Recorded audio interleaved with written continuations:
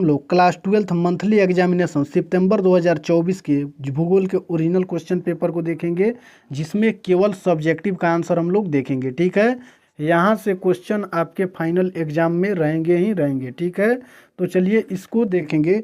देखिए, question number 1 में पूछा हुआ था कि जनसंख्या संगठक से आप क्या समझते हैं।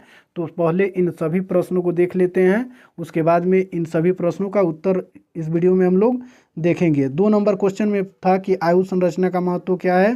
फिर 3 नंबर क्वेश्चन में पूछा हुआ था मानव विकास के 4 प्रमुख संगठकों के नाम लिखें। 4 नंबर में जीवन निर्वाह कृषि की 2 विशेषताओं का उल्लेख कीजिए। 5 नंबर में सामूहिक कृषि कैसे की जाती है। 6 नंबर में कृषि योग्य व्यर्थ भूमि से आप क्या समझते हैं। फिर उसके बाद में है भारत की किन्हीं 4 खरीफ फसलों के नाम लिखिए, और भारत में घटते शिशु लिंग अनुपात के 2 कारण को बताना है। निवल बोया गया क्षेत्र तथा सकल बोया गया क्षेत्र में अंतर स्पष्ट करें। देखिए, क्वेश्चन नंबर 1 में पूछा हुआ था कि जनसंख्या संगठन से आप क्या समझते हैं। तो उसका उत्तर हम लोग देखेंगे कि जनसंख्या संगठन का मतलब है किसी देश या प्रदेश की जनसंख्या की संरचना को समझना। ठीक है, चलिए फिर आगे वाला क्वेश्चन 2 नंबर में पूछा हुआ था। देखिए, 2 नंबर में पूछा हुआ है कि आयु संरचना का क्या महत्व है। तो उसका उत्तर देखेंगे कि आयु संरचना जनसंख्या संगठन का महत्वपूर्ण सूचक है। ठीक है, यह विभिन्न आयु वर्गों में लोगों की संख्या को प्रदर्शित करती है। यानी आयु जो संरचना होती है वो जनसंख्या संगठन का क्या है, महत्वपूर्ण सूचक है। यह विभिन्न आयु वर्गों में लोगों की जनसंख्या को क्या करती है, प्रदर्शित करती है। इसके द्वारा ही देश की जनसंख्या की जन्म दर, फिर इधर है उत्पादकता, मानव क्षमता, रोजगार की स्थिति तथा आश्रित जनसंख्या आदि का पता लगाया जाता है। किसके द्वारा लगाया जाता है, आयु संरचना के द्वारा। चलिए फिर आगे वाला क्वेश्चन में 3 नंबर में पूछा हुआ है। 3 नंबर क्वेश्चन में है कि मानव विकास के 4 प्रमुख घटकों के नाम लिखिए। तो इसका उत्तर देखेंगे कि मानव विकास के 4 प्रमुख घटक ये हैं। पहला नंबर में आपको लिखना है समानता, दूसरा नंबर में लिखना है उत्पादकता, और तीसरा में सशक्तिकरण, और चौथा में स्थिरता। ठीक है, चलिए फिर 4 नंबर क्वेश्चन में आया हुआ है कि जीवन निर्वाहक। देखिए, 4 नंबर क्वेश्चन में है जीवन निर्वाहक कृषि की 2 विशेषताओं का उल्लेख कीजिए। तो देखिए, जीवन निर्वाहक कृषि में आमतौर पर ये विशेषताएं होती है, जिसमें पहला में आपको लिखना है छोटी पूंजी या वित्तीय आवश्यकताएं, और दूसरा नंबर पॉइंट में बना के लिखना है मिश्रित फसल, और तीसरा में लिख सकते हैं कृषि रसायनों का सीमित उपयोग, जिसके अंतर्गत कीटनाशक और उर्वरक आते हैं। ठीक है, चलिए फिर 5 नंबर क्वेश्चन में आया हुआ था। देखिए, 5 नंबर क्वेश्चन में पूछा हुआ था सामूहिक कृषि कैसे की जाती है। तो सामूहिक कृषि में कई किसान मिलकर कृषि का काम करते हैं। इसमें भूमि और संसाधनों का स्वामित्व सामूहिक रूप से होता है, इसे ही सामूहिक कृषि कहा जाता है। ठीक है, ये सीधी सी बात है कि सामूहिक कृषि में बहुत सभी किसान मिलकर क्या करते हैं, कृषि का कार्य करते हैं, और इसमें भूमि और जो संसाधनों का स्वामित्व होता है, मालिकाना होता है, वो सामूहिक रूप से सभी का होता है। ठीक है, इसे ही सामूहिक कृषि कहा जाता है। चलिए फिर 6 नंबर क्वेश्चन में पूछा हुआ था। देखिए, 6 नंबर में है कि कृषि योग्य व्यर्थ भूमि से आप क्या समझते हैं। तो वैसा भूमि जो पिछले 5 वर्षों तक या इससे अधिक समय तक परती या कृषि रहित हो, यानी उस पर कृषि ही नहीं की गई हो, खेती ही नहीं की गई हो, कोई भी ऐसा ज़मीन हो और उस पर कम से कम 5 वर्षों या उससे अधिक समय तक वो परती हो, बिल्कुल खाली हो, उस पर किसी प्रकार की कोई कृषि नहीं की गई हो, वैसे भूमि को क्या कहते हैं, कृषि योग्य व्यर्थ भूमि कहते हैं। ठीक है, उसे क्या कहते हैं, कृषि योग्य व्यर्थ भूमि। ठीक है, चलिए फिर इसमें और देखते हैं थोड़ा। इस तरह के भूमि को भूमि उदार तकनीक द्वारा सुधार करके इसे कृषि योग्य बनाया जा सकता है। चलिए फिर आगे वाला क्वेश्चन में पूछा हुआ था 7 नंबर में। 7 नंबर क्वेश्चन में था भारत के किन्हीं 4 खरीफ फसलों के नाम लिखिए।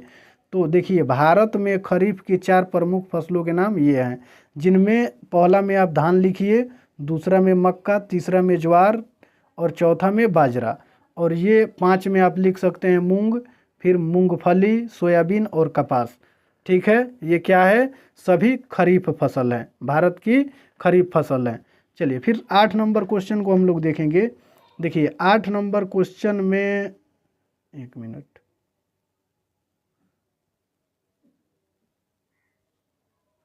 देखिए 8 नंबर क्वेश्चन में पूछा हुआ था कि भारत में घटते शिशु लिंग अनुपात के 2 कारण बताइए। तो उत्तर में देखेंगे कि भारत में घटते शिशु लिंगानुपात के 2 कारण ये है।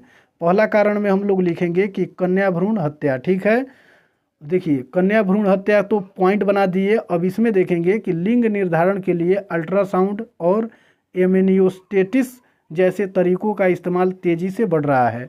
इससे पहले ही पता चल जाता है, पता चल जाने की वजह से पितृसत्ता सोच रखने वाले लोग कन्या की क्या कर देते हैं, कन्या की गर्भ में ही भ्रूण हत्या करवा देते हैं या इस प्रकार के कदम उठाते हैं। आत्मर्य सेन ने इसे हाईटेक सेक्सिज्म कहा है। नंबर में लिखना है कि महिलाओं की सामाजिक स्थिति ज़्यादातर हिस्सों में महिलाओं को वस्तु के रूप में देखा जाता है। बेटी के जन्म को लेकर दहेज और वित्तीय समस्याओं की वजह से ग्रामीण इलाकों में ज़्यादातर परिवार पुरुष बच्चे को ही तरजीह देते हैं। ठीक है, ये तो दो कारण हुआ। चलिए फिर आगे वाला 9 नंबर क्वेश्चन में हम लोग देखेंगे। देखिए 9 नंबर क्वेश्चन में पूछा हुआ था कि निवल बोया गया क्षेत्र तथा सकल बोया गया क्षेत्र में अंतर स्पष्ट करें। तो देखिए निवल बोया गया क्षेत्र तथा सकल बोया गया क्षेत्र में निम्नलिखित अंतर है।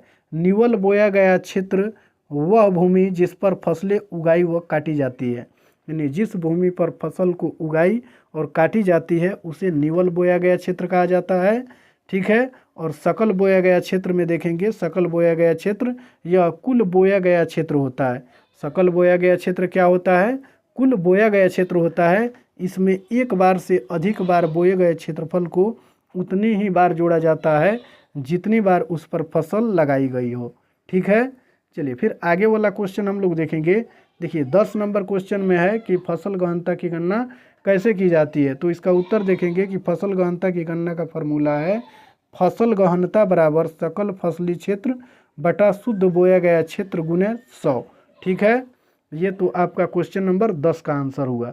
अब हम लोग इधर देखेंगे दीर्घोत्तरीय क्वेश्चन। ठीक है, 11 नंबर क्वेश्चन में है कि मानव विकास के 4 घटकों की व्याख्या कीजिए। तो उसमें पहला हम लिखेंगे समानता, उत्पादकता, सशक्तिकरण और स्थिरता। ये पहले भी आप देख चुके हैं। तो समानता, उत्पादकता, सशक्तिकरण और स्थिरता को मानव विकास के 4 आधार माने जाते हैं। ठीक है, मानव विकास को अवसरों को बढ़ाने, उनकी भलाई और आजीविका में सुधार की प्रक्रिया के रूप में वर्णित किया जा सकता है। ठीक है, चलिए फिर 12 नंबर क्वेश्चन का आंसर हम लोग देखेंगे। इसमें दिया हुआ है 12 नंबर क्वेश्चन में कि रोपण कृषि की विशेषताओं का वर्णन करें। तो रोपण कृषि की विशेषताएं निम्नलिखित है। पहला पॉइंट में लिखना है रोपण कृषि में किसी एक फसल की खेती बड़े पैमाने पर की जाती है। ठीक है, चलिए दूसरा पॉइंट में हम लोगों को लिखना है इसमें ज़्यादा पूंजी लगाई जाती है और तकनीक का इस्तेमाल भी किया जाता है। फिर तीसरा पॉइंट में आ जाएगा रोपण कृषि में सस्ते श्रमिकों का इस्तेमाल किया जाता है। फिर चौथा पॉइंट में हम लोग लिखेंगे रोपण कृषि में बागान और बाजार के बीच अच्छा कनेक्शन होता है। और पांचवा पॉइंट में लिखेंगे रोपण कृषि से मिलने वाले ज़्यादातर माल का निर्यात किया जाता है। ठीक है, और फिर पांचवा पॉइंट में लिखेंगे रोपण कृषि की शुरुआत औपनिवेशिक काल से ही थी। ठीक है, चलिए अगला पॉइंट में लिखेंगे इसी क्वेश्चन में रोपण कृषि से जुड़ी कुछ प्रमुख फसलें हैं। तो रोपण कृषि से जो फसलें होती हैं वो चाय होती हैं, कॉफ़ी होती हैं, काजू, रबर, केला, कपास, गन्ना, नारियल, सुपारी, ऑयल पाम और पाम ईरा। ठीक है, ये सभी क्या है, रोपण कृषि से जुड़ी प्रमुख फसलें हैं। इनको आपको याद रखना है, ऑब्जेक्टिव में कई बार ये प्रश्न पूछे जाते हैं। चलिए फिर 13 नंबर क्वेश्चन को हम लोग देखेंगे। 13 नंबर में पूछा हुआ था कि जनसंख्या के ग्रामीण नगरीय संगठन का वर्णन कीजिए। तो देखिए इन महानगरों में भारत की कुल नगरीय जनसंख्या का 65% भाग रहता है। यानी भारत के महानगरों में कुल नगरीय जनसंख्या का 65% भाग रहता है। इन नगरों की तीव्र वृद्धि अपने साथ बहुत सारी समस्याएं जैसे मकान, पानी, बिजली की आपूर्ति, स्कूल, यातायात, डिस्पेंसरी, राशन की दुकान तथा कानून और व्यवस्था लाती है। ठीक है, इन सभी समस्याओं का जन्म कर देती है। भारत की कुल जनसंख्या लगभग 25.7% भाग नगरीय क्षेत्रों में रहता है। चलिए फिर आगे वाला क्वेश्चन हम लोग देखेंगे।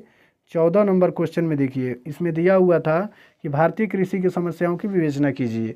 तो भारतीय कृषि की समस्याएं निम्नलिखित है। पहला नंबर में लिखेंगे सिंचाई के लिए पानी की कमी। भारत में जिस तरह की फसलें बोई जाती है उनके लिए पानी बहुत ही महत्वपूर्ण है। सिंचाई के लिए पानी की कमी हो जाती है और भारत में जिस तरह की फसलें लगाई जाती है उनके लिए पानी बहुत महत्वपूर्ण होता है। फिर दूसरा पॉइंट में हम लोग लिखेंगे, देखिए दूसरा पॉइंट में लिखना है कि छोटी और बिखरी हुई भूमि। ये भी भारतीय कृषि की समस्याओं में एक समस्या है। और तीसरा पॉइंट में देखेंगे कृषि के प्रति नई पीढ़ी में रुचि का अभाव, और जो नई पीढ़ी है वो कृषि में बहुत ही कम रुचि रख रही है, ये भी एक भारतीय कृषि की समस्या है। और चौथा में मृदा अपरदन यानी मिट्टी का कटाव। ठीक है, चलिए फिर पाँचवा नंबर में लिखेंगे सरकारी योजनाओं का असफल क्रियान्वयन, और कहीं ना कहीं सरकार की योजनाएं जो है वो असफल होने के कारण भी भारतीय कृषि में एक समस्या है। ठीक है, फिर आगे वाला क्वेश्चन हम लोग देखेंगे 15 नंबर में, भारत में गेहूं के उत्पादन एवं वितरण की विवेचना। तो भारत में गेहूं का वितरण, देखिए गेहूं का उत्पादन मुख्य रूप से देश के उत्तर पश्चिमी भागों तक ही सीमित है।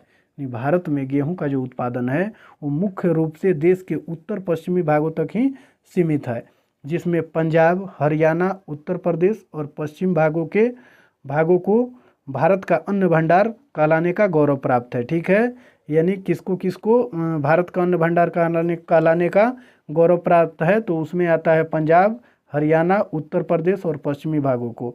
देखिए अन्य महत्वपूर्ण गेहूं उत्पादक राज्यों में बिहार बिहार बिहार, गुजरात, पश्चिम बंगाल, महाराष्ट्र, उत्तराखंड और हिमाचल प्रदेश है। ठीक है।